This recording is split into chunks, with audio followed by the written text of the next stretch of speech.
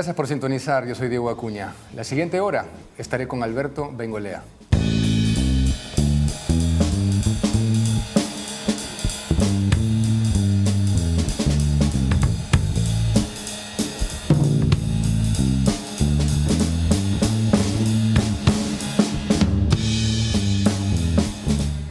Una larga trayectoria política y periodística caracterizan al actual líder pepecista, que hoy busca ser presidente de la República de nuestro país. Alberto Bengolea, limeño de nacimiento y abogado de profesión, cuenta también con una amplia experiencia en el mundo del periodismo deportivo. Paralelamente, inició y continuó su trayectoria política como miembro del Partido Popular Cristiano, agrupación de centro-derecha fundada por Luis Bedoya Reyes. Desde muy joven, Bengolea se involucró con el PPC, con el que participó en diversas campañas políticas. En el 2011 integró la lista al Congreso del PPC con el número 10. Su campaña fue nombrada El 10 entra a la cancha.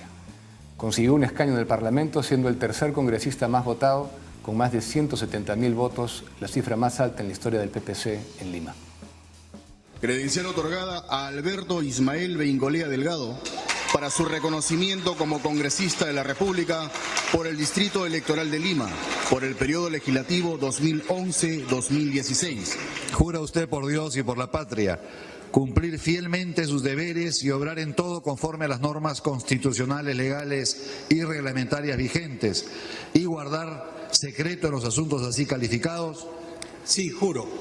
Si así lo hace, que Dios y la patria lo premien, si no, que él y la nación se lo demanden. Bengolea también ha postulado a la alcaldía de Lima en el 2018 y participó en el proceso electoral extraordinario del 2020. Cabe destacar que ha trabajado como catedrático en la Pontificia Universidad Católica del Perú y actualmente es docente de la Universidad San Martín de Porres. En diciembre de 2017 asumió la presidencia del PPC y hoy aspira a ser jefe de Estado en los comicios de abril.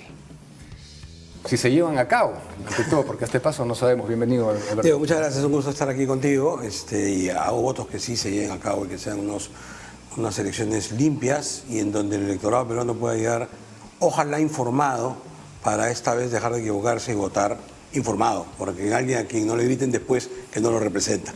Así que espero que espacios como este contribuyan precisamente a eso, ¿no? Por supuesto. Quiero partir preguntándote por lo que has dicho de los outsiders en general, ¿no? Como concepto. Has dicho que no hemos tenido unas buenas experiencias con los outsiders. Pésimas, todas.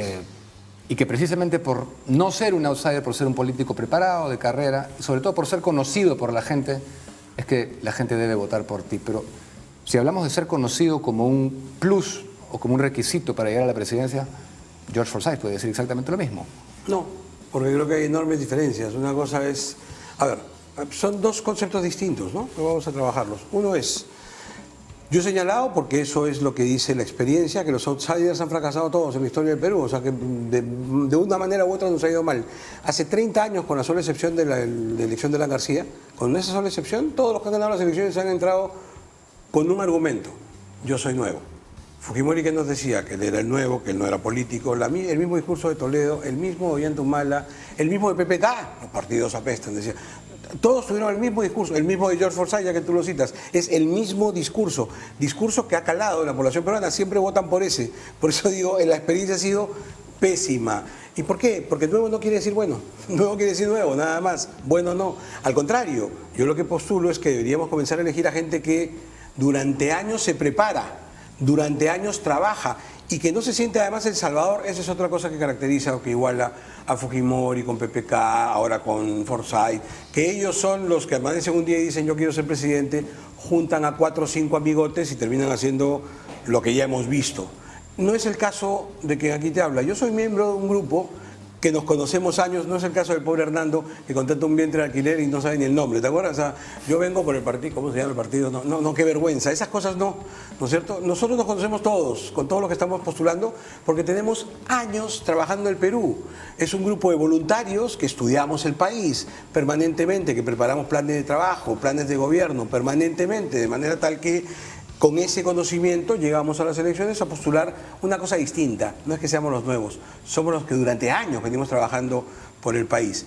Y lo otro es ser conocido. Y ser conocido es un plus, sin duda, porque evita los saltos al vacío. Cuando tú conoces a una persona, pero no que la conozcas porque, lo vi en esta actuación, no, lo conoces de verdad. A mí, y esto no es mi mérito, esto es una buena suerte si quieres. A los 12 años yo estuve frente a una cámara de televisión y a partir de entonces yo no recuerdo prácticamente un día en el cual yo no haya estado frente a la tele. ¿Y eso qué me ha servido? Mira, si tú tienes 50 años y me has visto desde los 13, me has visto crecer, me has visto opinar, me has visto cambiar de opinión, me has visto enamorarme, me has visto tener hijos, me has visto hacerme adulto o sea, me conoces a lo largo de la vida. Ya, pero ¿qué cosa quiere decir que te conozca? Quiere decir que sabes cómo pienso. Quiere decir que sabes cómo actúo. Quiere decir que sabes en las crisis y en las situaciones difíciles cómo he actuado a lo largo de 40 años. O sea, 40 años de ver a una persona invadiendo tu casa te da la oportunidad de tener una idea de quién es esa persona. Dame un ejemplo de cómo has actuado en alguna crisis. Cuando en el año, a ver, citemos alguno de muchos ejemplos que te puedo poner, pero citemos alguno. Cuando en el año del 2000 comenzó la crisis del fujimorismo, y comenzaron a denunciarse los canales de televisión tomados por el fujimorismo, básicamente el 4 o el 5, yo trabajaba cómodamente en Canal 9, Andina de Televisión, y comencé a darme cuenta que había caído, Frecuencia Latina se había desnudado todo el tema de los ¿cómo se llaman? Los de los Winter, y de repente yo vi que en mi canal comenzaron a ser contratados todos los miembros de aquel departamento de prensa que había hecho un basural del ejercicio periodístico. Todos los que durante tanto tiempo nos habían engañado con los monstruos de los cerros, todos los psicosociales. Y de repente yo comencé a ver que estaban llegando a mi canal. Y lo denuncié públicamente. No hablemos de números porque es poco elegante, pero yo ganaba mejor que en mi vida he ganado un sueldo como ese. Ganabas muy bien y estabas muy cómodo. Estaba muy cómodo, estaba muy tranquilo, ¿no es cierto? Pero vi esto y lo denuncié sin titubear, sin ningún problema, ¿no es cierto? Y lo denuncié con todas sus letras, a pesar de que eso significó, para los que tienen memoria, el final de Goles en Acción, que fue una época maravillosa de mi vida, ¿no es cierto? Que ya no se llamaba Goles en Acción, en aquella época se llamaba El Equipo de Goles. Pero al margen del nombre, fueron 10 años extraordinarios que terminaron por un tema de compromiso, de principios. ¿Me preguntabas? Bueno, te puedo poner ese ejemplo y puedo seguir citando ejemplos, ¿no? Pero vas a tener que ganarte también al electorado que le tiene tirria a los partidos tradicionales peruanos. Sin duda. A la partidocracia. Y soy perfectamente consciente de eso. Razón por la cual he comenzado con el discurso anterior. Oiga, nos ha ido mal con esas tirrias. Nos ha ido mal, porque hace 30 años esos partidos no gobiernan. Hace 30 años seguimos votando por los nuevos. Y lo que estamos sufriendo ahora es producto de los últimos 30 años. Hay cosas buenas que han ocurrido, pero hay muchas cosas malas y muy malas que han ocurrido. ¿Fujimori hizo algo bueno? Y mucho malo. Creo que fue más lo malo que lo bueno. ¿Qué hizo bueno? Hizo la reforma de primera generación que el Estado necesitaba en aquel entonces. Era la década del 90, veníamos de un desastre. El desastre era por el gobierno militar, un gobierno estatista, un gobierno con ideas colectivistas que habían destruido la economía nacional. 10 años después se habían producido dos gobiernos democráticos que no habían tenido la capacidad ni los pantalones para hacer las correcciones que había que hacer, y llegábamos a una situación caótica en el Perú 1990 en donde esto se iba al tacho. Terminábamos el peor gobierno de la historia, que debe haber sido el primer gobierno de García. Por supuesto. Allí llega el fujimorismo con mentiras, primera cosa de las malas, o sea, pervirtió la moral pública el gobierno de Fujimori, llegó mintiendo y después se jactó de que era muy vivo por esas mentiras. Pero hay que reconocer que realizó, ahora hablemos de las cosas buenas que tú me has dicho, las reformas de primera generación que era indispensable hacer en aquel entonces. Redujo el aparato del Estado, vendió empresas públicas, es decir, hizo aquellas cosas que los dos anteriores no se atrevieron a hacer y que había que hacer si querías comenzar a recomponer la economía nacional, por lo menos la macroeconomía, cosa que efectivamente terminó ocurriendo, ¿no? Sí, hay inequidades, vamos a hablar de eso de todas maneras porque forma parte de la filosofía del BPC, de lo que propones desde luego. De las inequidades no hemos hablado todavía. No, yo te hablaba de te decía, la macroeconomía. Sí, me encargué de decir macroeconomía. Sí, pero era un país que se desangraba también. Sin duda, es que había que hacerlo, era el primer paso. ¿Eres conservador? Social, pero personalmente, háblame. ¿Eres una persona conservadora? Pues depende de qué consideres conservador, ¿no? Seguramente algunas cosas sí, en otras no. Dependerá porque esto es tan subjetivo que depende con quién estés personalmente, hablando, ¿no? ¿Crees en el matrimonio tradicional? Sí. ¿Crees en el matrimonio gay? Creo en los derechos que tiene todo ser humano, en tanto ser humano, para unirse con quien quiera y generar los derechos patrimoniales. Patrimoniales, pero no, matrimonio. No, el matrimonio es una institución entre hombre y mujer. Por eso. No, entonces no avalas el matrimonio gay. No, avalo la unión civil. La unión civil patrimonial, sin todo duda, lo que eso con conlleva. todo lo que eso genere. ¿No es cierto? Que creo que genera los mismos derechos que el matrimonio. Permítanme que aflore el abogado. El matrimonio es un contrato, en términos jurídicos, es un contrato nominado, no es otra cosa. La unión entre un hombre y una mujer para generar una serie de derechos. Si ahora estamos hablando de la unión de dos seres humanos que no son necesariamente distintos en su sexo, pues ok, generemos otro contrato nominado que vamos a llamar unión civil, que va a generar los mismos derechos, solo que tiene supuestos distintos. El supuesto distinto es que no es un hombre y una mujer. De acuerdo. En materia fiscal, ¿eres conservador? Por ejemplo, Impuestos. creo que hay que pagar impuestos. No. ¿Crees que el Estado debe ser avasallador en cuanto a impuestos? No, para poder avasallador no. hacer, Creo que tiene que ser justo. O sea, los impuestos son la manera de redistribuir la riqueza. No, pero es que ese es el tema, pues, ¿qué es justo? Tenemos una tasa justa ahorita, por ejemplo, el 30% del impuesto a la renta. ¿Es justo? No, me parece que es exageradísimo, ¿no? Pero a ver, pero lo que ocurre es que tenemos un nivel muy alto de gente que no paga impuestos y tenemos además un sistema muy malo de captación de nueva gente para el tributo. ¿Cierto? Esa es una de mis siguientes preguntas, pero ya que le estás tocando, aprovechemos la viada. ¿Cómo harías para finalmente ampliar la base tributaria? Esta conversación se tiene cuanto menos desde el presidente Odría, el general Odría en el 48. Seguro. ¿Cómo lo lograrías hacer? Primero te vas a parecer un contrasentido, ¿eh? Pero primero no tratando de ampliarla, porque creo que ese es el primer error. Mira, cuando tú no pagas y te corretean para pagar, vas a seguir corriendo. Y mientras tengas posibilidades, vas a seguir corriendo. Primero tienes que tenernos a todos juntos, generar condiciones para que tú entiendas que tienes que tributar y después comienzas. O sea, no se trata de decir lo que hacemos hoy día, que es tan simpático, ¿no? Hay que acabar con la informalidad, entonces tienes que formalizarte, porque si te formalizas, el discurso clásico, vas a tener esta serie de garantías y vas a poder pedir un préstamo. Oh, ya. Entonces, a ver, haz estos papeles complicados, difíciles, caros, encima te dicen que no, cuando por fin lo logras, no es que lo lograste, ahora paga impuestos. Oye, ¿me regreso a la informalidad? Pues no. Yo creo que el chip tenemos que cambiarlo absolutamente. ¿Qué haces cuando, y yo creo en eso, qué haces cuando tienes que generar el ingreso de recursos, el ingreso de capitales que es tan difícil? ¿Cómo generas, por ejemplo, el boom que hubo en la agroexportación en el Perú que comenzó hace 20 años? ¿Cómo lo hiciste? Generando una serie de condiciones, entre otras, beneficios tributarios. Ya, ok. ¿Y eso funciona? Sí funciona, está demostradísimo. Ok. Si eso funciona en el grande... Pero acuérdate que el grueso de esas empresas eran formales. ¿Ah? Pero estoy tratando de llegar a eso. Si eso funciona en el grande, por supuesto que funciona en el chico. Lo que es arriba es abajo, dicen. Por supuesto que sí. Si tú generas condiciones en donde no le dices a la gente, venga a tributar, sino le dices a la gente, ven para ordenarnos, después comienzas el proceso. Tienes que tener paciencia para llegar a la meta. No se trata de corretear y amenazar, esa no es la fórmula. Se trata de ir con paciencia y claro que vas a llegar. Amén de que si quieres complicarme la vida, o yo me la complico, mejor dicho, con la respuesta, que habría que comenzar a explorar unas maneras más creativas para la tributación, ¿no? O sea, yo sí creo, recordando mis clases de tributario en la universidad, que habría que tratar de buscar tributos justos de una manera distinta, y esto se ve a través de la compra. O sea, yo creo más, para dejarlo ahí y meterme en problemas, en una tributación sobre las compras, estoy hablando del IGB, que sobre las rentas. Lo que hace todo el mundo definitivamente es comprar. Y al comprar, tú estás dejando un tributo. Y eso me parece que es mucho más, ¿cuál fue la palabra que utilizaste? Equilibrado, no. Equitativo. Las iniquidades, ¿no? Estamos hablando de las iniquidades. Sí. Pero para tratar de ser un poquito más específico en este tema que es realmente importante para el país, el último cálculo fue el 71% de la economía era informal. ¿Perdón? 71%. Informales, sí, sin duda. Negra, de otro modo, ¿no? Podemos llamarlo informal, yo soy informal, digamos, ¿no? Para efectos del ejemplo. ¿Sí? En un primer... públicamente, que tenga que hacer No, digo, para efectos del ejemplo. Yo soy, en una presidencia tuya, el 29 de julio. Sí. ¿Qué harías? Yo pretendo querer formalizarme. Sí, estupendo. ¿Qué es lo que se va a hacer? Para comenzar... y ese es el problema, el informal para mí no es un enemigo. O sea, el informal es un ciudadano que por diferentes razones no ha entrado a la formalidad y que trabaja para vivir.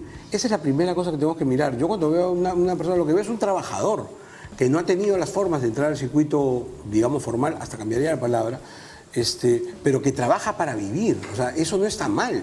Mal estaría que por no tener un empleo formal, mal estaría que por no tener un empleo formal termine robándonos. Yo prefiero que trabaje. O sea, está muy bien que trabaje. Vamos a alentar su trabajo, aunque no tribute, que trabaje, porque genera riqueza. Dinamiza la economía. O sea, yo necesito eso por encima, primero. Después vamos a la tributación, que es lo que te decía, vamos en orden. Genera trabajo, genera riqueza. Después vamos a la tributación. Es un segundo paso. No quiero tributar, si tu pregunta es esa, yo no aspiro a levantar la tributación al mes siguiente del gobierno, de ninguna manera. Ni al año siguiente. Ni al año siguiente. Ni al año siguiente. O sea, que se quedaría exactamente igual. Ni al año siguiente. Vamos a generar las condiciones para un crecimiento largo. Decía Churchill, creo, el problema es que y si no es Churchill, alguien inteligente así lo dijo. El problema es que los que tienen el gobierno, pensando en las próximas elecciones, buscan medidas para ahora nomás. Los estadistas buscan medidas para el futuro, para las próximas generaciones. Es que a eso voy. Tenemos que comenzar a pensar en las próximas generaciones, con calma y con paciencia. Yo sé, estoy de acuerdo con eso, pero el tema es que tenemos que también, al margen de la tributación, esa gente tiene que salir de las sombras y tiene que existir para su Estado. Sin duda, claro. Tiene que haber un plan que todos podamos ver. Por eso te estoy preguntando. Y es lo que te no estoy es solamente... Primero alienta la posibilidad de que trabajen. Primero los necesito trabajando. Mucho más ahora. El problema que tenemos ahora es que necesitamos trabajar. ¿Tú crees que mi problema es la tributación en este momento? Mi problema es qué cosa va a pasar ahora que van a estar 15 días encerrados otra vez los peruanos y no van a poder trabajar. Es que necesitamos trabajar. Es que ahí nuestro enemigo es la informalidad también. No, está bien, pero primero trabaja. Si no trabajamos no vas a generar ingresos, de ninguna manera. Trabaja, genera ingresos, dinamiza la economía. Y a partir de ahí genera las condiciones necesarias. Ahora sí podemos comenzar a hablar, si quieres, de todo el sistema de préstamos que debe haber. Y comienza precisamente dando facilidades tributarias. Lo que te estoy diciendo es, en un sistema de formalización, lo primero que tienes que hacer es una exoneración de tributos para comenzar, nada más. O sea, tú no puedes entrar al sistema para pagar mis impuestos. Es lo mismo que con el grande. Cuando el grande entra, tú no le exoneras, ok, correcto, el chico también. Y de esa manera entras al circuito, comenzamos a tributar después. Si usamos el viejo espectro, el tradicional espectro político, ¿cómo te defines políticamente? ¿Dónde estás? En el centro. ¿Cómo defino yo el centro? Esta fue una definición de la CDU alemana hace muchos años, ¿no? Cuando se hizo ese gran congreso de definición doctrinaria del Partido Demócrata Cristiano de Alemania y que se definió en el centro. Yo tengo una frase para ser más explícito. Yo me siento tan a la derecha de Verónica Mendoza como a la izquierda de Keiko Fujimori, más o menos. En términos económicos, con la definición clásica de la economía social de mercado. Yo creo en el mercado. Creo que el mejor generador de riqueza es el mercado libre, sin discusión, pero creo también que es un gran generador de inequidades. Y entonces, y ese es el concepto de la economía social de mercado, yo creo que hay que permitir toda la libertad posible en el mercado, pero con todo el Estado necesario para controlar esas inequidades precisamente y para corregirlas. No creo en el Estado que se pone de costadito y que todo lo resuelve el mercado. No creo en la mano mágica y en la mano misteriosa de la que nos hablaba Adam Smith. No creo en eso.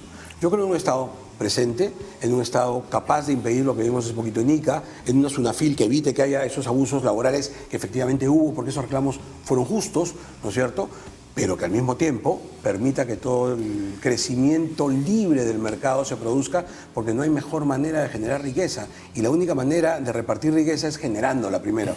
Volvemos al concepto anterior. O sea, no apoyas el liberalismo puro en un viejo sentido, sino con justicia social. ¿Crees que el Estado debe intervenir para dar lo que se conoce como justicia social? Mira, y si quieres hablar social? En términos económicos, hablemos de los ordoliberales, pues, ¿correcto? Ese grupo ordoliberal que apareció en Alemania, y para hablarlo en términos de los economistas, para que se estén contentos, ¿no es cierto? ¿Qué nos decían los ordoliberales que yo los encontraba tan fascinantes? Y que de ahí surge Müller-Armack, precisamente. O sea, Müller-Armack se cría en esas canteras de los economistas alemanes de aquel entonces. Lo que decían es lo siguiente, ellos decían, creemos en el libre mercado. El problema del libre mercado, decían los ordoliberales, ni siquiera te estoy hablando, todavía no entra la antropología cristiana a jugar, o sea, todavía no estoy hablando de la economía social del mercado. ¿Qué decían ellos? El problema con ellos es que cuando se desarrolla el libre mercado, normalmente va a haber un ganador. Ganador que cuando gane, en la siguiente competencia va a seguir ganando y va a generar brechas cada vez más grandes. Cuando las brechas están suficientemente grandes, esto es natural, se van a generar grupos de poder que para terminar de ganar el mercado van a eliminar la libre competencia. Y entonces la libre competencia termina matando la libre competencia. Puro pensamiento ordoliberal, todavía no hablo de socialcristianismo. En ese pensamiento puramente lógico que decían los ordoliberales, esto no funciona si no hay un árbitro que evite precisamente que mucha libertad mate la libertad. Bueno, en eso creo.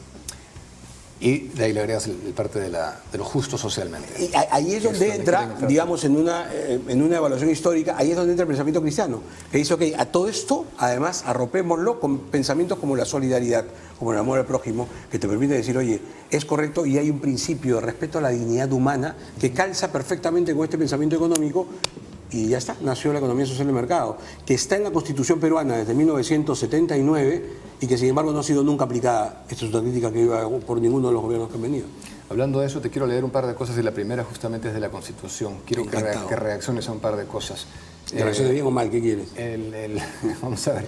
El artículo 50 es la primera. Dice, el Estado reconoce a la Iglesia Católica como elemento importante en la formación histórica, cultural y moral del Perú y le presta su colaboración. Los segundos son un par de artículos del concordato entre la Santa Sede y el Estado peruano, firmado en 1980. El sistema de subvenciones para las personas, obras y servicios de la Iglesia Católica seguirá como hasta ahora.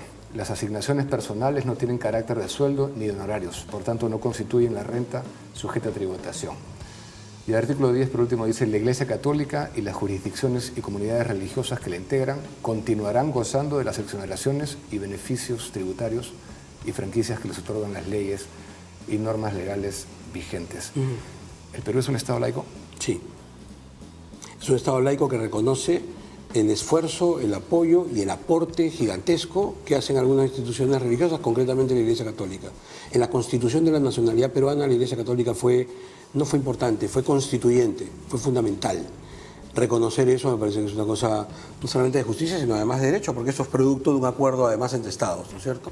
Pero más allá del tema, yo sí creo que tenemos que, sobre todo hoy, reconocer el aporte de instituciones como la Iglesia Católica, y estoy dispuesto a abrirme a otras fe religiosas que han comenzado a crecer en el país, porque hoy el Perú, y esto es algo que vengo diciendo hace tiempo, siempre me hablan de la crisis económica peruana, la crisis política peruana, hay muchas crisis, todas tienen un solo origen, es lo que yo sostengo hace tiempo. Hay una crisis de valores en el Perú, gigantesca crisis de valores en el Perú. Si no entendemos eso y si no enfrentamos eso, lo demás no va a ser solucionado. Y el aporte enorme que se hace desde la espiritualidad, y ahí la Iglesia Católica ha tenido históricamente un papel fundamental, es algo que tiene un valor y es algo que tenemos que alentar, ¿no? Que el contribuyente tiene que seguir subvencionando. Bueno, es una norma constitucional, en todo caso, si alguien quiere conversarla, conversémosla, ¿no es cierto? Pero a mí me parece que es fundamental, porque si no, claro, volvemos otra vez a la cosa clave. ¿Y si no, cómo? ¿Y si no, cómo? Hoy, por ejemplo, el Estado peruano, después de muchísima discusión, voy a ponerte un ejemplo extremo, por favor, quiero que entiendas la lógica y no estoy comparando que sea igual. Pero después de muchísima discusión he entendido que la actividad política requiere ser subvencionada. Porque si no, ¿de dónde? Entonces, claro, hemos visto escenas dramáticas en la historia de Perú sobre las coimas, la corrupción y demás, porque ciertamente la política de algún lugar tiene que salir el dinero. Entonces, claro, el Estado terminó de entender, a pesar que mucha gente no lo entiende, de que un sistema que puede corregir esto es precisamente que el Estado participe. Bueno, esto vale exactamente igual, si no, ¿de dónde? Si no, ¿cómo hacemos para que las fe religiosas prosperen y avancen y funcionen y puedan seguir aportando lo muchísimo que aportan?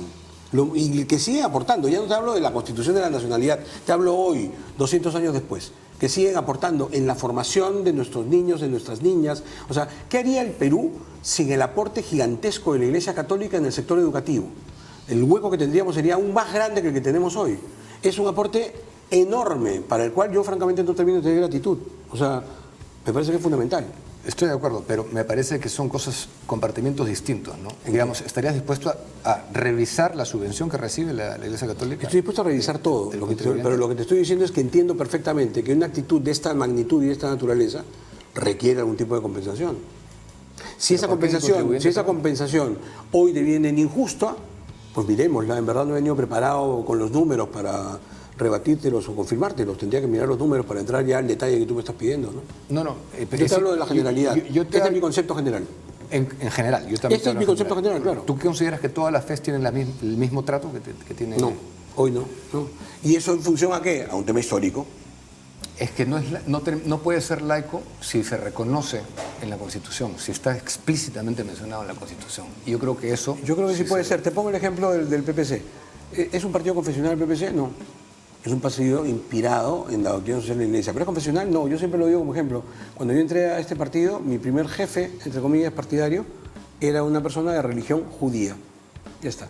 Pero reconoce el aporte enorme que hizo en este rubro la Iglesia Católica. Esto es igual. Ya, pero ¿en un gobierno tuyo tendría algún tipo de injerencia directa a la Iglesia Católica? No. ¿En las decisiones? No. En nada. Esperaría tener yo seguro el consejo de cualquier pastor de la Iglesia Católica como de cualquier pastor de otra fe. O sea, me parece bien importante la participación de gente que nos puede iluminar desde el punto de vista de la fe. El ser humano, o sea, esta sí es una cosa en la que yo creo. El ser humano es espiritual también. Yo no creo solamente en la palabra de los materialistas que todo lo resuelven. Yo sí quiero siempre al lado consejo espiritual, siempre. A mí me parece bien importante. Y en esto te concedo de un budista o de un musulmán. Por supuesto también, cómo no, de un sacerdote católico cuya fe profeso. ¿Por qué no? Hablemos de tus propuestas.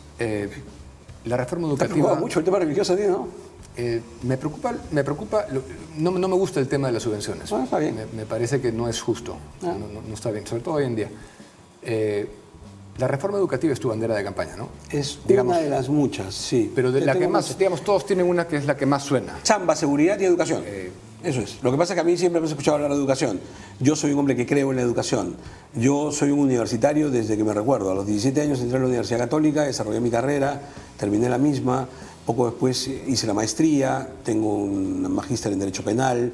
Hoy mismo todavía soy estudiante universitario, estoy en el 4º ciclo del doctorado en San Marcos. Soy profesor universitario hace ya no recuerdo cuántos años. He enseñado en universidades de Lima y de provincia. Tanto en ciencias de la comunicación como en derecho, en ciencias políticas. Así que yo me reconozco como un producto de la educación La peruana. educación es altamente importante. Importantísima, para ti, está sí. claro. ¿Qué pretendes hacer? 5 años no es mucho tiempo para una poder sentar bases y todo. ¿Qué pretendes hacer y qué plazos estás considerando En la educación. en la reforma educativa que Hay varias cosas que decir con respecto a la educación. La primera ya te la adelanté. Y no pasa necesariamente por el sistema educativo, pero sí pasa para tenerla de gran norte y de gran paraguas sobre todo lo que vamos a hacer. Si no hacemos una gran revolución para recuperar valores en el Perú, estamos perdidos. Y lo digo en serio. O sea, esto es un tema en serio, en donde necesitamos el aporte de todos y en donde el sistema educativo tiene que jugar un papel fundamental. Recuperar valores. Ya, pero ¿qué es significa clave eso? para ello. ¿Tú harías una cruzada a través de los canales del gobierno para a través de los medios de comunicación Por los valores, para recuperar valores, a través de una práctica de deportes como tú no has visto antes en la historia del Perú, porque yo creo en la potencialidad educadora del deporte. Yo creo que un chico formado en valores deportivos, mira, cuando a mí me dicen hay que enseñar en educación cívica, ¿cuál educación cívica? Ya, está bien, no está de más la clase, ¿me entiendes? Pero esos valores los aprende jugando, porque el niño aprende jugando y el deporte tiene un carácter lúdico fundamental y educativo fundamental. Cuando un deportista pierde un evento deportivo cualquiera este sea, no se va a quejar ni a estirar la mano ni a pedir al árbitro que le dé la victoria. Se va a chambear más duro, porque sabe que va a haber revancha y que si trabaja duro y corrige sus errores, en la revancha va a ganar. Eso lo sabe cualquier deportista de corazón que se ha formado en serio. Así que sigo con la respuesta, ¿no es cierto? Sí, yo creo en el carácter formativo del deporte, creo que es una herramienta fundamental y pienso usarla a fondo para recuperar valores. Y en el sistema educativo esto me parece que es fundamental. Necesitamos recuperar valores y esto tiene que ser un eje transversal en toda la currícula educativa, de pe a pa, de primer grado hasta la etapa universitaria. O sea, recuperar la noción de lo correcto Y versus de lo lo incorrecto, recuperar el amor al trabajo, recuperar la honestidad, recuperar el aceptar que existen unas reglas y que estas tienen que ser respetadas, aprender a ganar y aprender a perder, sin rencor y sin falso orgullo en cualquiera de estas circunstancias. Estos valores elementales que además en algunos casos han sido valores históricos del Perú y de la etapa precolombina, ¿no es cierto? El amor al trabajo, a la colaboración, a la solidaridad, estos valores que nos vinieron otra vez del cristianismo, ¿no es cierto? Estos valores que se han ido perdiendo sistemáticamente y que llegan en una traducción burda y actual a corrupción. Y entonces yo digo, ya, listo, corrupción. ¿Qué creemos? Que cuando un congresista comienza su ejercicio congresal, de repente se convierte en corrupto. O sea, pasa la puerta y se convierte en, uy, entró el candidato y salió un motorongo. O sea, pasó como una máquina extraña y lo convirtió en corrupto. No, pues ya era corrupto. O sea, ya era corrupto. Los corruptos que vemos hoy vienen de casa, perdón que sea bien duro en esto, pero viene de casa, el problema está en nuestras casas. Leamos cuántos trabajos que hay en ese sentido sobre el problema de la corrupción en el Perú y entenderemos que lo que viene detrás es un problema de pérdida de valores sistemático. Y yo lo trabajo años en la universidad también y siempre, y debo decirlo, a veces cuesta trabajo que los propios chicos entiendan ejemplos tan elementales como decir, oye, si te encuentras un dinero en el suelo, no es tuyo. Sí. O sea, avisa. Y claro, cuando el chico me dice, pero profe, no sea sano, pues. O sea, cualquiera más sapo que yo va a decir que es de él y no es de él. Y lo que yo le digo es, perdóname, claramente no es de él, pero claramente no es tuyo. Lo que tú sabes es que tuyo no es. Es la Así cultura que, de la hizo linda. Pero es lo que te estoy diciendo. Es la cultura que hizo triunfadora Fujimori. Es la cultura ahorita de Vizcarra. O sea, eso, ¿no es cierto?, no es producto de una corrupción final. Viene desde abajo. Y eso es lo que tenemos que trabajar. Si recuperamos valores, créeme, Diego, todo lo demás va a venir por añadidura. Hay que trabajarlo, pero todo va a venir por añadidura. Entonces es un primer gran concepto, que en el tema educativo, ya que estábamos hablando de educación, tendría que ser el gran informador. Transversal, de pe a pa. Ahora, un problema que tenemos que atender en la educación peruana, bueno, muchos problemas que hay que atender, pero si quieres vayamos, para entendernos mejor, vamos por grados. Hay que reforzar mucho en la primera educación, la preescolar, esto es fundamental. Los estratos A y B lo tienen, creo, bien trabajado. Falta potenciar esto en los sectores más necesitados. A nivel escolar, mi gran preocupación es la brecha gigantesca que hay entre la educación rural y la educación urbana. La que hay inclusive dentro de la educación urbana, con un sistema escolar que funciona muy bien para algunos privilegiados y para otros no. Es lo que te iba a decir, ¿no te parece que se ha pervertido el espíritu original de la ley de educación y que se lucra desmedidamente con los colegios, sobre todo privados? Que felizmente, hablemos de los privados. Hablemos de los privados, que felizmente nos dan generaciones de chicos que están en capacidad de competir con el primer nivel. No te olvides que nosotros no solamente tenemos una responsabilidad dentro del Perú, o sea, vivimos en un mundo globalizado y necesitamos potenciar generaciones de muchachos que tengan la mejor educación posible para competir con el mundo. La obligación del Estado, en este caso y en este tipo de educación, es potenciar la educación pública.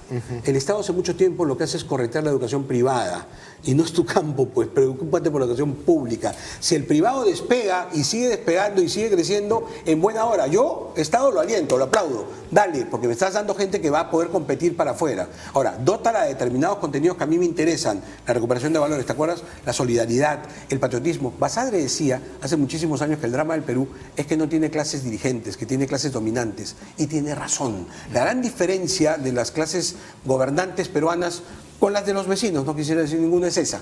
Los vecinos han tenido mejor suerte en sus clases dirigentes. Las nuestras han sido dominantes, tienen una lógica distinta. Esa hay que atacarla.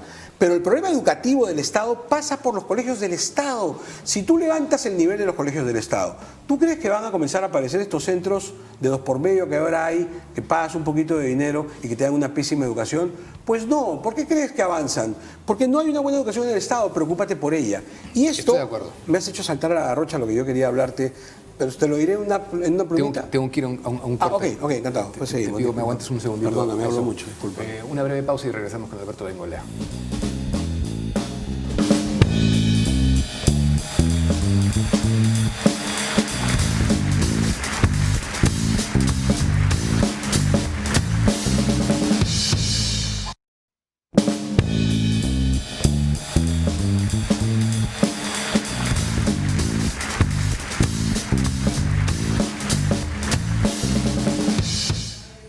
Bienvenidos de vuelta, estoy conversando con Alberto Bengolea, candidato presidencial por el PPC.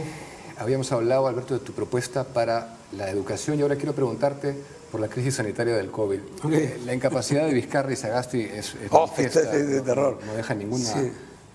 Digamos... Sobre todo Vizcarra, ¿no? Ninguna duda, ¿no? No han parado de hacerle daño sistemáticamente al país. ¿Qué sería distinto en un gobierno de Alberto Bengolea? Permíteme solamente para terminar, discúlpeme que sea indisciplinado, pero... por mi culpa, porque a veces hablo mucho, me quedé apenas en la tercera parte. Solamente quiero decirte que espero que haya una gran revolución en la educación universitaria, en donde espero que la educación pública universitaria tenga el nivel que requiere. Creo además que tiene que haber un servicio público, gratuito, de academias preuniversitarias, por la manera como está diseñado hoy el sistema. Y creo finalmente que tenemos que levantar dramáticamente el nivel de nuestros profesores, porque la gran diferencia es esa. Mientras tengamos los profesores que tenemos el día de hoy, no vamos a terminar de levantar el nivel educativo. Y lo estoy haciendo no pensando en el actual profesor, sino en el chico que a los 15 o 16 años tiene vocación de ser profesor, y decide no serlo porque dice voy a ganar muy poco, mejor me dedico a otra cosa. Necesitamos que los mejores de cada generación se dediquen a ser profesores. Dicho eso, vuelvo ahora a tu pregunta y te agradezco la generosidad. Cuando se produjo la pandemia... Me van a acusar de salamero, que ya me lo han dicho varios, que dice que dejo de hablar mucho con los candidatos. Sí, pero es que es una maravilla. Yo más bien a los que te lo están diciendo les quiero decir una cosa. Necesitamos que el Perú vote informado. Y para que el Perú vote informado necesitan escuchar a los candidatos. Esto es fundamental. Pero bueno...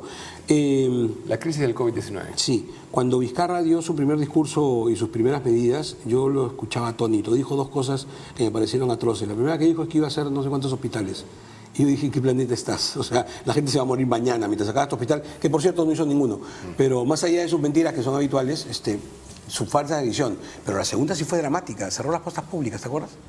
Las postas se cerraron las postas y yo dije, no puede ser. Aceptaban donaciones de balones de gas. No puede ser. A ver, respondiendo a tu pregunta, la primera línea de combate es esa. Si tú quieres tener un buen sistema de salud, sobre todo en esta pandemia es urgente, pero digamos en general, tienes que fortalecer la primera línea. la que va directamente a resolver problemas. Estamos hablando de la posta médica, pero yo digo más que la posta médica. Hay que resucitar a un profesional tan querido que ha desaparecido en el Perú, el médico de barrio. Yo creo que tú no tienes edad para recordarlo, pero yo sí.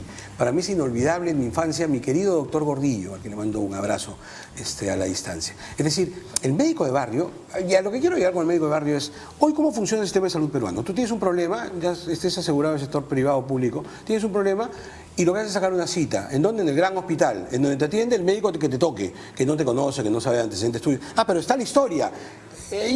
La historia puede ser digitalizada y la pueden manejar todos los médicos, pero pierdes ese factor que teníamos antes. El médico que en la primera línea hace 3 cosas. Educa, que es la primera manera de atacar la salud.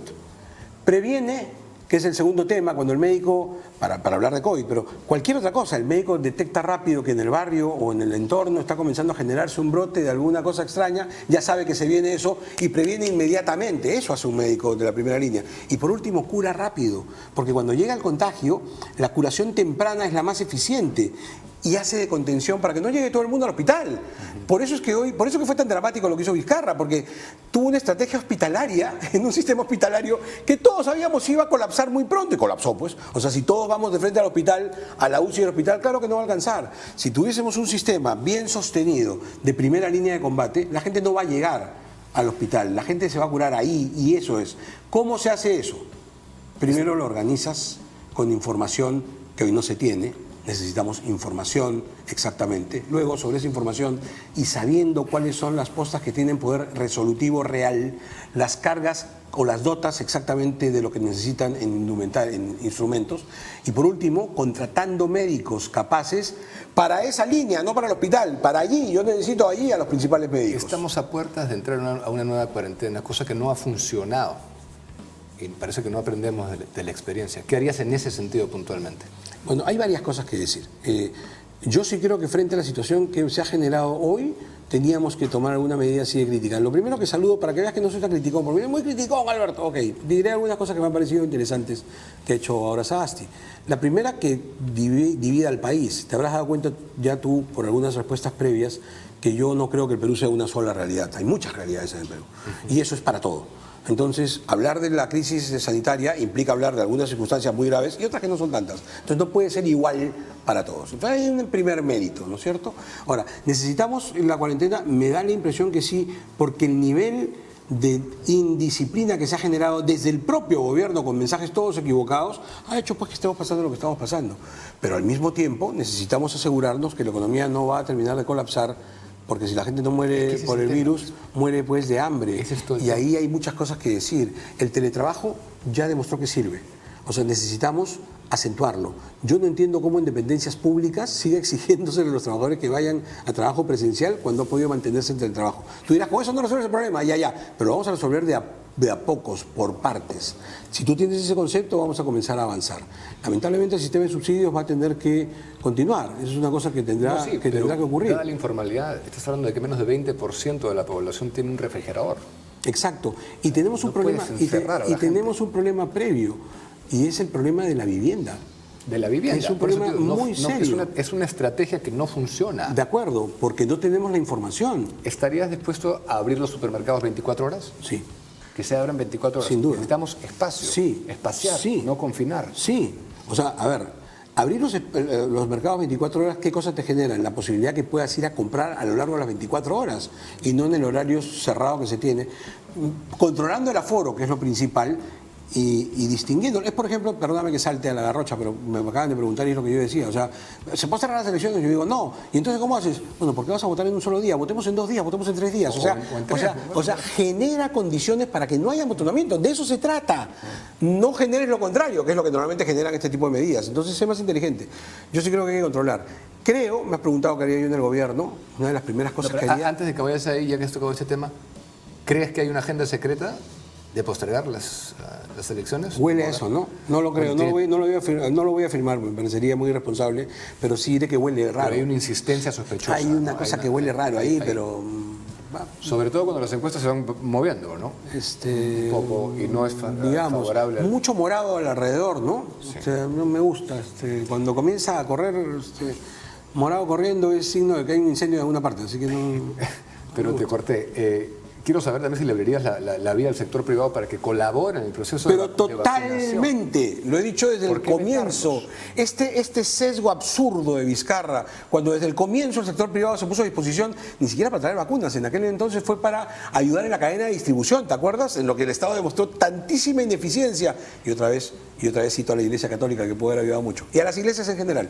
En vez de permitirse ayudar, el Estado se cerró. O sea, no lo hizo bien, lo hizo re mal, no permitió que nadie ayude. Oiga, nos estamos muriendo los peruanos y no se dieron cuenta. Necesitamos toda la ayuda posible. Si el sector privado puede ayudar, por supuesto que ayude, que venga y que ayude de inmediato. No tengo ninguna duda, yo le abriría las puertas. Es que ahí viene el tema de los extremistas Sin de duda. izquierda. Que ¿no? se Es lo mueran todos. Es el ejemplo que tú decías de los colegios. Exacto. En vez de que algunos se eduquen ¿Sabes o que algunos se salven, es o que sea, todos lo que tú me estás se diciendo es que frieguen. el problema del sector privado es que se cobrarían las vacunas. Bueno, ¿sabes qué es lo que significa que algunos puedan pagar su vacuna? Que el Estado tendría menos necesidades de compra de vacunas y sería mucho más fácil vacunar de verdad a los de menos ingresos. Ese es el tema. Si tú tienes ya un sector que está vacunado, el Estado tiene menos necesidad y por tanto puede actuar con mayor eficiencia. Hoy demuestra una ineficiencia bárbara. Nos están ilusionando con que ya llegan las vacunas. Dijeron que iba a ser a fin de mes. Esperemos hasta el lunes con disciplina. Vamos a ver si cumplen con eso. Pero es 1 millón de vacunas, ¿sabes lo que eso significa? O sea, 500.000 vacunados. No es nada, por Dios, no es nada. Entonces, contra menos carga para el Estado, más rápido nos vacunaremos todos. Y está el tema de las cotizaciones que se han descubierto y que la ministra Mazzetti debería salir a explicar directamente del fabricante, ofreciéndosela, despacho incluido al Estado peruano, y no las, y que no las aceptaron. No las han aceptado. Y siguen habiendo ofertas que no las aceptan. Hoy día hay varios que están, lo sé porque me han llamado inclusive, tratando de negociar directamente con los gobiernos regionales. Lo digo porque me parece bien, ojo, para que lleguen las vacunas. O sea, si el Estado se cierra, vamos a otro nivel, pero tienen que llegar. O sea, ya estamos hablando de la vida de los seres humanos, no pueden ser tan obtusos. O sea, estamos hablando de que la gente se muere. Y inseguridad ciudadana. Que Y solamente ahí, permíteme hacer, ese es mi tema, pero antes de eso solamente un detalle. Este también es tu tema, todos son tus temas. Pero ya Alberto, ves, el presidente tiene que hablar de todos los temas. Si quieres ser presidente de los peruanos, tienes que tener el conocimiento y lo más importante, la gente capaz para asesorarte y para ejecutar. Pero solamente para cerrar el tema de la vacunación. Aunque me lo han reconfirmado ya 2 o 3 personas, yo lo digo como una oída nada más. Me contaron que en Chile tienen ya comprado el doble de vacunas de las que necesitan. ¿Por qué? Porque se lanzaron a comprar a todas partes. Pero muy caro. Es la vida de sus ciudadanos la que vale. Y yo solamente me hacía una pregunta para la reflexión, no quisiera que nadie se sienta lastimado. Si en el Perú hubiera ocurrido eso, si hoy dijésemos en el Perú tenemos el doble de las vacunas que necesitamos, ¿tú qué crees que hubiera pasado en los dominicales? Comenzarían las investigaciones periodísticas para comenzar, acusaciones por todos lados de corrupción, porque ¿para qué compraron tantas? O sea, por eso es que he convocado a los candidatos presidenciales a una reunión este lunes. En fin, la convoco con fe. A ver, ojalá que asistan. ¿El lunes cómo va a ser? ¿Por Zoom? Por Zoom. Es que la convoqué el lunes a las 4 de la tarde. Aprovecho tu espacio para decirles, estoy enviándoles una documentación para hacerla vía Zoom, porque me parece que este tema debiera salir de estas conversaciones periodísticas, de estas conversaciones de campaña, me refiero. O sea, no debería ser un lugar para darnos puyazos, sino un lugar para estar todos de acuerdo. O sea, para fijar acuerdos que le den toda la serenidad y respaldo al actual gobierno para que tome todas las decisiones que tenga que tomar sin temer represalias posteriores, porque esto no puede esperar al 28 de julio. De acá al 28 de julio van a morir muchos peruanos. Así que tenemos que tomar decisiones hoy. Ojalá que el lunes podamos contar. Ojalá les puedan ayudar, porque tampoco se deben aceptar incompetencias, ¿no? Como las que vienen demostrando. Inseguridad ciudadana, quiero hablar de esto. Gracias. ¿Qué planteas específicamente? Es tal vez uno de los 3 males más graves que aquejan a este país hoy por hoy. Yo creo que es el principal. O el principal. No es solamente la integridad física, sino es económica. Yo creo que es el principal, exactamente por lo que has dicho. Cuando yo digo de chamba y que quiero que todo el mundo trabaje y que creo que el trabajo es la única generadora de riquezas y mi obsesión de presidente va a ser ver todos los días que todos los peruanos tengan trabajo, formal o informal, mira. Trabajo, que genera riqueza. Aspiraremos a que sea formal, pero por ahora, trabajo. De nada vale si tú te rompes el alma chambeando. De nada vale si tú te rompes el alma chambeando y te lo van a robar en la esquina. Así que es el problema principal. ¿Okay? La inseguridad ciudadana es el problema más serio de este país. La criminalidad es un tema que tenemos que abordar directamente. Y tú no puedes luchar... ¿Pero en qué consiste tu estrategia? En 2 cosas, que eso es lo que iba a decir. Tú no puedes luchar contra la inseguridad ciudadana si tienes 2 temas que te están faltando. Primero, sin un órgano que haga inteligencia, que comprenda el fenómeno del crimen y que te oriente para emprenderlo. Y segundo, si tú le quitas a tu brazo armado el arma. ¿Ok? Y son las dos cosas que hace el Perú. Cuando yo fui congresista, me jacto, la ley más importante que surgió de mí fue la creación del CONAPOC, el Consejo Nacional de Política Criminal. No existía en el Estado peruano un órgano de criminólogos, psicólogos sociales, interdisciplinario, cuyo trabajo sea estudiar el crimen para poder darte información y que puedas enfrentarlo como Estado eficientemente. El CONAPOC existe, tiene ya 6 años trabajando. El problema es que no se usa. O sea, allí hay un montón de información valiosa que nos han dado y que no se está usando. Hay que usarla. A título de ejemplo, te pongo 2 ejemplos rapiditos que yo menciono en diferentes lugares. Por ejemplo, hoy se sabe ya que de los hijos de los criminales que están purgando prisión, me parece que es el 70%, un número muy alto, terminan a la larga siendo ellos mismos criminales. Por la influencia, por el entorno. ¿Qué hace el Estado para evitar que eso ocurra? Respuesta, nada. Todos sentados esperando que crezcan y después los vamos a corretear para meterlos presos. Oye, si hoy los tienes a todos reunidos, si los tienes a todos chicos y sabes que es un sector que te va a vulnerar después, ataca hoy con buena educación, salvando los problemas que tienes, haciendo tu trabajo de Estado. Y eso a título de ejemplo, para no hablarte de otras... Pero ese es otro tema, ¿no? O sea, va ligado a seguridad, pero eso es una solución ya más largoplacista. Es que es la solución, perdón. Yo te digo, ¿cómo vas a solucionar el incendio hoy? Ya, Diego, perdóname, discúlpame que discrepe ahí contigo. Es que esa es la solución.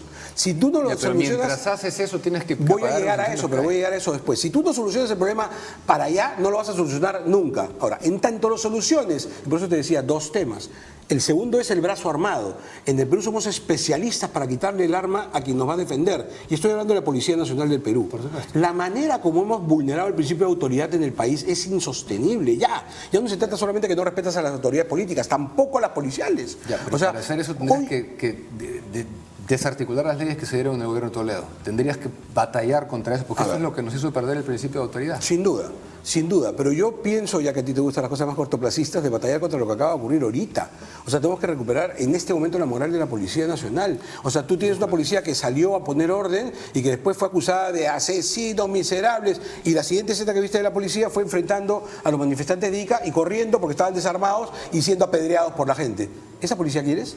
Después, ¿quién te va a defender cuando estés en la calle y le digas al policía, señor policía, me están asaltando? ¿Ese? Al que acabas de insultar, tirarle piedras y faltarle respeto. Ok, te lo voy a decir así para que se me entienda. Yo creo en los héroes, de verdad creo en los héroes. A mí me gusta defender a los héroes, al que pone el pecho a las balas, porque para mí es muy cómodo, ¿no es cierto?, hacer mi trabajo como abogado, como profesor, tú como periodista, ¿no es cierto?, porque allá afuera hay alguien que desde que se puso el uniforme ya es un héroe, porque es un blanco para los criminales, y que sale a dar el pecho a las balas enemigas. ¿Qué pasa hoy con un policía? O lo mata la delincuencia que está cada vez más avesada, o él, si es perito en su trabajo, vence al policía y si llega el momento inclusive dispara y hasta lo puede matar. La tragedia pero que hay que hacer implementación, hay que hacer cambios. Claro que sí. La tragedia que ocurre con ese policía es que termina preso, Diego. Entonces, es que esa es una cosa. Es que eso es lo que tenemos que cambiar. No puede ser que cuando un policía se enfrenta al delincuente tenga 2 opciones. O me matan o voy preso. En cualquiera de los 2 casos, mi esposa y mis hijos van a quedar abandonados porque el Estado tampoco va a velar por ellos. Entonces, eso no puede continuar. Y si por ahora logran capturar al delincuente, lo van a liberar. Sin duda. Sin duda. ¿Estarías dispuesto a revisar las leyes del gobierno de Toledo? Absolutamente. Absolutamente. Los delincuentes tienen que recibir todo el rigor de la justicia. O sea, acá estamos equivocando totalmente la batalla. Hay muchos campos que tenemos que acudir sin duda, pero el de la delincuencia común, ese tiene que ser exterminado rápido. Recobrar la confianza y la moral de la policía. Es fundamental. Mira, cuando vino Sagasti y se bajó de un plumazo a 17 generales, ¿fue? O 18, no me acuerdo, con el argumento de la corrupción. Con ese argumento ya estoy tan podrido del argumento. Bueno, o sea, todos estamos podridos, pero por Dios, o sea, hubo una prueba, o sea, uno de esos generales había sido condenado. No, había investigaciones sobre algunas. Y en una entrevista lo escuché decir, sí, bueno, algunos puede ser que no, pero justos pagan por pecadores. ¿Qué cosa? O sea, pero perdóname, Diego, para terminar la idea. No estoy pensando en los generales. ¿Sabes en quién pensaba yo? En los alfereces. En los chicos que comienzan su carrera policial con ilusión, con vocación, que se ponen con orgullo su uniforme, que sueñan y dicen, ok, voy a ser en 30 años de carrera un policía ejemplar, y si lo hago bien llegaré a general, y si lo hago bien pues puedo ser hasta el jefe de mi institución. Sí, pero ¿Cómo? ¿Con ese mensaje ese cómo? chico tiene que tener la certeza de que su Estado no le va a dar la espalda. Es lo que te estoy diciendo. Lo que Si te ese es el pregunto mensaje, también, no hay forma que tú tengas una institución y sólida. es gente que vas a tener que convencer, y que me lo han dicho cuando anuncié que te iba a entrevistar, es que el PPC está asociado a una imagen de blandengues. A ver, quien me conoce a mí, dígame que soy blandengue. A ver, Por eso quien te lo me conoce a mí, pregunto. quien me conoce a mí, dígame que soy, quien me conozca a mí. Ese no, pierde cuidado, de ninguna manera. Mira, ¿Crees en la mano dura? Sin duda, no tengo que usarla como un elemento de propaganda, no hace falta. Mira, en mi lista está Eduardo Martínez, para que tengas una idea más o menos. Eduardo Martínez es un héroe nacional, es un comando chavín de Huántar. Ese es el nivel de gente que tenemos. O sea, gente que no tiene miedo a poner el pecho a las balas. O sea, nosotros hemos estado en los momentos más difíciles y más duros. La imagen que yo tengo cuando recuerdo el PPC es la imagen de Osterling poniendo el pecho a la bayoneta. Es la imagen de Ramírez del Villar detrás de las rejas. Es la imagen de Eduardo Martínez saliendo en la toma de la Embajada de Japón, herido de bala por esa actuación. Esa es la imagen que tengo de la gente del PPC de antes y de ahora. Así que no pierdan... Quedaron ahí que quede registradas claro. en la memoria de todos nosotros. Ahora, cambiando de tema, no puedo dejar de preguntarte, Alberto, después de la infausta alianza PPC-APRA, ¿por qué quisieron aliarse con APP y con César? Esa es una explicación larga, voy a tratar de ajustarla. En comienzos del año pasado se hizo un gran congreso partidario. Ese congreso partidario lo que tenía era, como siempre lo hacemos en el PPC, decimos primero el Perú, después el partido. Tú te opusiste a la alianza APRA-PPC, eso hay que mencionarlo duda. porque es justo. Sí, yo me opuse y yo renuncié a la candidatura, como recordarás, porque dije que no. Pero en este caso, ese gran congreso partidario, ¿qué cosa dijo? Oye, el Perú tiene un problema muy serio. ¿Cuál es? Entre muchos problemas, por cierto, la dispersión del voto. Si esto se mantiene, vamos a volver a tener un quinquenio como el que estamos sufriendo ahora, con 3 presidentes y 2 congresos. Necesitamos tratar de hacer nuestro máximo esfuerzo para tratar de evitar la dispersión del voto. Y se formó un directorio que se llamó Directorio de Unidad Nacional, que comenzó a conversar con mucha gente. Yo ya no quisiera entrar en tanto detalle, pero para que entiendas la lógica. Pero más que eso, me opinaba, ¿qué opinaba Luis Bedoya de esa alianza? O sea, Pero, es un paralelo entre César Acuña y Luis Bedoya Reyes, o sea... No, pues no sea malo, ¿no? Ese paralelo no acepta paralelo con nadie. Y en todo caso, mira, asumo toda la responsabilidad, deja de lado el partido, yo lo asumo. O sea, nosotros teníamos la responsabilidad de tratar de generar alianzas, las más posibles. Hablamos con todos. Tú conversa con casi todos y dile si no es verdad que los llamamos a conversar, yo personalmente. 5 días. Y al finalmente quedó, esto es lo que quedó, y después duró 5 días, en fin, ya ahí sí son cosas internas de las que yo no tendría que hablar, sino ellos más bien, ¿no es cierto? Porque fueron ellos quienes incumplieron su palabra. Es que ese es parte del esfuerzo en el que estás ahorita en curso. En tratar de conseguirlo. Y diré una cosa solamente en recuerdo, porque la gente olvida. Entre el 2011 y el 2016 nosotros tuvimos una alianza parlamentaria con ellos en la que nos fue muy bien, muy disciplinada, logramos mantener equilibrio en un congreso humanista y lo hicimos juntos. O sea, no quiero ser injusto, lo hicimos juntos y lo hicimos bien. Por eso es que cuando a mí me decían, ¿pero cómo va a ser? Nosotros somos la garantía de que ellos puedan caminar bien, porque ya lo hicieron cuando caminaron con nosotros. Ahora que van solos no tengo ninguna confianza, ya esa es otra historia. Tú eres un hombre de partido, digamos, crees mucho en el PPC como institución. Creo en las instituciones. Bueno, en general, pero En general. ahora claramente en el PPC. Claramente. ¿Cuál es la relevancia del PPC en los últimos, para efectos de la discusión, 35 años? Vamos a decir, a la coalición del 80 al 85 con Acción Popular. No hablemos del periodo de la Constituyente, porque Bedoya estaba, no hablemos de 64, 69, cuando fue... O sea, a partir del 80 que ya no está bien, malo, pues. Ya, pero está bien, de la relevancia, acepto el resto. Los últimos 40... Incluyamos a la coalición, si quieres. ¿Cuál es la relevancia primero del PPC? La batalla de las ideas la ganó, felizmente. O sea, el Perú en los últimos años que ha tenido tantos problemas en lo que respecta a la equidad y a la justicia social, sin embargo logró entender que los sistemas estatistas en los cuales comenzó el discurso pepecista eran fatales porque no generaban riqueza. Es decir, hemos avanzado la primera mitad del camino, falta avanzar la segunda.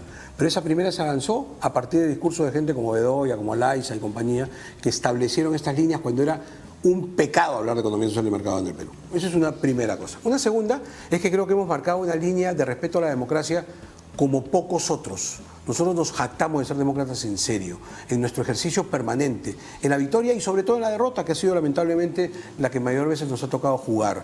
Tú me has visto a mí perder e ir donde el rival que ha ganado, darle la mano, darle el plan de gobierno y decirle acá están todos mis técnicos a tu disposición, porque nosotros jugamos limpio en favor del país siempre. Una conducta democráticamente intachable. Creo que esos han sido los aportes fundamentales, ¿no es cierto? Y después, el aporte que hemos hecho a lo largo de varios congresos, debo dejar constancia, en estos últimos 5 años se nota que no hay ningún pepecista.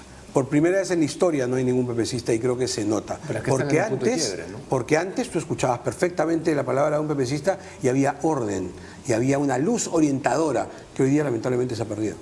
¿Cómo estás manejando o cómo están manejando la crisis? Porque hay una crisis, eso es ¿Cuál es innegable. la crisis? La crisis partidaria interna. Ah, ok. Es una crisis que viene de atrás, ¿no es cierto? Es decir, que parte de la crisis política que existe en el Perú y que pretende destruir todos los partidos políticos. O sea, es una crisis que está arrasando y que viene de muy atrás y que en este momento está pasando factura. A partir de ese momento infausto que tú recuerdas, en que perdimos representación partidaria, para mí hubiera sido bien fácil hacerme el tonto, ¿no es cierto?, y no tomar con un grupo de valientes jóvenes del PPC la conducción partidaria. Y creo que mal no se ha hecho. Fíjate que tenemos una etapa sumamente dura, nos presentamos a las elecciones municipales cuando ya no existíamos, recuperamos, o sea, lo sacamos de UCI al paciente, ahí estuvimos, un cuarto lugar no viene mal, y ahora venimos a estas elecciones otra vez a decir, aquí estamos, con la misma tónica de siempre, decir la verdad y tratar de exponer ideas, a ver si ya entendemos que tenemos que dejar de votar porque trata de sorprendernos con fuegos artificiales, con palabras bonitas y con cero contenido. Necesitamos debatir ideas. ¿Qué opinas de las declaraciones de Javier Bedoya de Negri al Comercio? ¿Las leíste? Sí. Señala textualmente que la actual dirigencia del PPC ha quebrado la doctrina de su abuelo. Primero que está muy equivocado, yo he hablado con su abuelo y hablo con su abuelo, creo que él está equivocado con respecto... ¿Tú hoy tienes comunicación y relación? Hoy no, estamos en una pandemia, la última vez que hablé con él fue hace mucho tiempo por teléfono, es una persona mayor. Lo último, ya no entraré en detalles, pero sí, he hablado telefónicamente con miembros de su familia, a quienes todos respeto muchísimo. ¿Ok? Y sus palabras y su opinión la respeto también. Javier no representa nada en el partido, o sea, no es dirigente del partido, nunca ganó una elección interna partidaria, nunca tuvo un cargo dirigencial que yo recuerde, por más que se autoproclame como quiera, pero ahí lo dejaría. Tiene todo el derecho de expresar su opinión, de hacer lo que él guste y de expresar las críticas que quiere expresar, me parece muy bien. Levanto simplemente el cargo de que diga que, como dice, que no somos social-cristianos, porque yo lo soy profundamente y cuando quiera puedo debatir con quien quiera sobre lo que es la doctrina social cristiana. Te escuché decir el otro día que vas a ganar. Sí, claro. ¿Consideras que vas a ganar? Sí. La elección. Sí. Porque si revisamos las últimas encuestas, no sé si es que... A ver, si revisamos las últimas encuestas, verás que en la última... Ah, perdón, estás hablando de encuestas. Sí, no, si revisamos las encuestas, no. Si revisamos las encuestas, ¿qué vas a tener? Que tengo un 2%, que en algunas aparece como 1.7. La última es 1.7. De acuerdo, por eso te digo, que tengo un 2%, que en la última que en una aparece como 1.7, y que cuando se produjo la alcaldía de Lima, a estas mismas alturas, Muñoz tenía 2% también. Así que no le temo a las encuestas muestran una realidad en un momento determinado, sabiendo que el Perú decide su votación al final. Y que cuando eso ha ocurrido, las últimas 3 veces que yo he candidateado, o sea, siempre he recibido una votación bastante considerable. La primera vez creo que fueron 180.000 votos, la última vez creo que han sido 150.000 votos. En todos los casos he estado, para utilizar una terminología deportiva, en el podio de honor, o sea, recibí medalla siempre. O fui el tercero más votado, o fui siempre. Así que, inclusive en la derrota, porque la gente gusta y dice, no, pero no pasó lamentablemente, pero en lo personal, mira cuál fue mi votación. Así que yo marcho con tranquilidad, con serenidad, con enorme aprecio y gratitud a esos peruanos que han estado conmigo, que han votado por mí, a decirles, por favor, esta es otra oportunidad en que tenemos que seguir en la misma línea, y por primera vez al votante peruano, porque mis presentaciones han sido limeñas hasta ahora en votaciones, y por primera vez dirigirme al electorado peruano, al que conozco porque he caminado al Perú tantas veces, y a decirle, esta es la oportunidad en que sí podré votar o podré pedir el voto en mi favor. Así que con esa tranquilidad de la constancia de las últimas votaciones que han habido en mi favor, con esa tranquilidad te digo, sí, vamos a ganar las elecciones, esta vez las ganamos. Bueno, muchas gracias, Alberto. Gracias a ti por la invitación. La mejor de las suertes. Muchísimas gracias. Gracias. A ustedes gracias por acompañarme. Nos vemos el siguiente jueves en una nueva edición especial. Buenas noches.